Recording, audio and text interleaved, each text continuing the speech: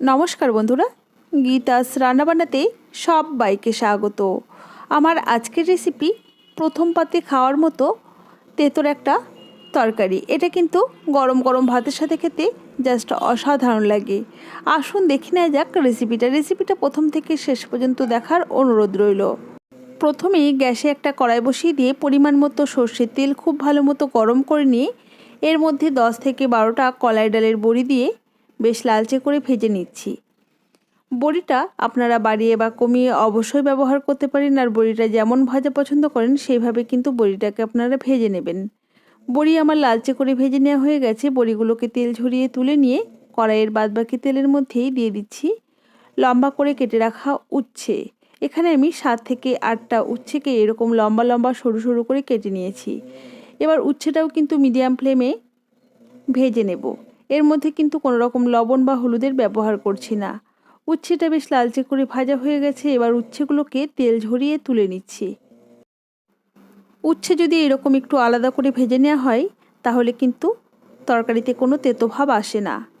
উচ্ছেটা তুলে নেওয়ার পর কড়াইয়ের বাদবাকি তেলের মধ্যে ফোড়নে দিচ্ছি 1 টিস্পুন 5 ফোড়ন আর 2টো গোটা শুকনো লঙ্কা। লঙ্কাটাকে কিন্তু ফাটিয়ে দেওয়ার কোনো দরকার নেই, তাহলে কিন্তু ঝাল হয়ে যাবে। আর দিচ্ছি একটা তেজপাতা। ফোড়নটাকে 20 থেকে 25 সেকেন্ড সময় ধরে লো ফ্লেমে ভেজে নিতে হবে।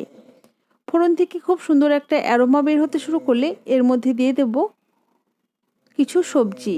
সবজির মধ্যে আমি এখানে নিয়েছি মিষ্টি আলু, মানে যেটাকে রাঙা আলু বলে, নিয়েছি কাঁচা কলা, নিয়েছি আলু, নিয়েছি পেঁপে আর বেগুন, আর এদিকে নিয়েছি সজনে ডাঁটা। বেগুন আর সজনে ডাঁটা বাদে বাদবাকি যে সবজিগুলো রয়েছে আলু, মিষ্টি আলু, পেঁপে, কাঁচা কলা, এগুলোকে কিন্তু আমি দিয়ে দিয়েছি।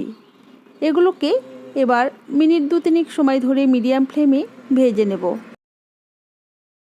এর মধ্যে কিন্তু কোনো রকম লবণ বা হলুদের ব্যবহার এখন করব না। মিডিয়াম ফ্লেমে 3 থেকে 4 মিনিট সময় ধরে ভেজে নিয়েছি। এগুলো অনেকটাই ভাজা হয়ে গেছে। এবার আমি দিয়ে দেব বেগুন আর সজনে ডাঁটাগুলো। বেগুন আর সজনে ডাঁটা এটা কিন্তু সেদ্ধ হতে খুব বেশি সময় লাগবে না, সেই জন্য কিন্তু এগুলোকে একটু পরেই ব্যবহার করেছি। একই সাথে দিয়ে দিলাম টেস্ট অনুসারে বা স্বাদ অনুসারে লবণ আর 1/2 টিস্পুন পরিমাণে হলুদ গুঁড়ো। এবার লবণ আর হলুদ গুঁড়োটা এই সমস্ত সবজির সাথে খুব ভালো করে নেড়েচেড়ে মিশিয়ে নিয়ে মোটামুটি আরও মিনিট 2-3 সময় ধরে ভেজে নেব। আপনি যদি আমার চ্যানেলের নতুন বন্ধু হয়ে থাকেন তাহলে অবশ্যই আমার চ্যানেলটিকে সাবস্ক্রাইব করে পাশে থাকা বেল আইকনটি প্রেস করবেন, যাতে আমার নিত্য নতুন ভিডিওর আপডেট সবার আগে আপনার কাছে পৌঁছে যায়। আরও মিনিট 2-3 সময় ধরে ভেজে নেওয়ার পর দিয়ে দিলাম 1 চা চামচ পরিমাণে আদা বাটা। এই আদা বাটাটা সবজির সাথে খুব ভালো মতো মিশিয়ে মোটামুটি আরও মিনিট 2 সময় ধরে ভেজে নেব। মোটামুটি মিনিট 2-3 সময় ধরে আদা বাটাটা দিয়েও এভাবে কিন্তু একটু কষিয়ে নিয়েছি বা ভাজা ভাজা করে নিয়েছি। এবার এর মধ্যে দিয়ে দিচ্ছি পরিমাণ মতো জল। আমি এখানে জলের পরিমাণটা একটু বেশি দিচ্ছি, আপনারা নিজেদের ইচ্ছে মতো জলটাকে বেশি বা কম করে ব্যবহার করতে পারেন। সমস্ত উপকরণ একসাথে নাড়াচাড়া করে খুব ভালো মতো মিশিয়ে নিচ্ছি। খুব ভালো মতো মিশিয়ে নিয়ে গ্যাসের ফ্লেমটা হাইতে দিয়ে ঝোলটা ফোটা পর্যন্ত অপেক্ষা করব। ঝোলটা ফুটতে শুরু করলে গ্যাসের ফ্লেমটা মিডিয়ামে করে দিয়ে ঢাকা দিয়ে 7 থেকে 8 মিনিট সময় ধরে রান্না করে নেব। 8 মিনিট পর ঢাকনাটাকে ওপেন করে নিয়েছি। একবার খুব ভালো করে নাড়াচাড়া করে দিচ্ছি। আর আমাদের আলু, কাঁচা কলা, এগুলো কিন্তু পেঁপে সমস্ত কিছুই খুব সুন্দর কিন্তু সুসেদ্ধ হয়ে গেছে। এবার এর মধ্যে দিয়ে দেব আগে থেকে ভেজে রাখা উচ্ছে আর বড়িগুলো। একই সাথে দিয়ে দিচ্ছি সর্ষে আর পোস্ত বাটা মিলে 1 চা চামচ। এখানে আমি 1/2 চা চামচ পরিমাণে সর্ষে আর 1/2 চা চামচ পরিমাণে পোস্ত একই সাথে বেটে নিয়েছি, সেটাই আমি এর মধ্যে দিয়ে দিলাম।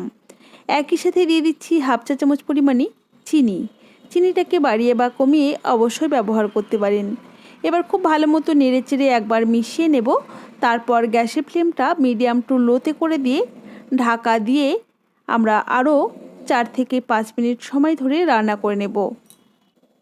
5 মিনিট পর ঢাকাটাকে ওপেন করে নিয়েছি। একবার খুব ভালো মতো নেড়েচেড়ে মিশিয়ে নিচ্ছি। তৈরি হয়ে গেছে আমাদের ভীষণ সুস্বাদু উচ্ছে, কাঁচা কলা আর এই সজনে ডাঁটার তরকারি, এটাকে শুক্তোও বলতে পারেন। আমার এই রেসিপি আপনাদের কেমন লেগেছে অবশ্যই আমাকে কমেন্ট বক্সে কমেন্ট করে জানাতে ভুলবেন না যেন। ভালো লাগলে অবশ্যই একটি লাইক করবেন আর বন্ধুদের সাথে প্রচুর প্রচুর শেয়ার করবেন। তাহলে আজ এই পর্যন্তই। ভালো থাকুন, সুস্থ থাকুন, দেখা হবে পরবর্তী কোনো রান্না নিয়ে। ধন্যবাদ।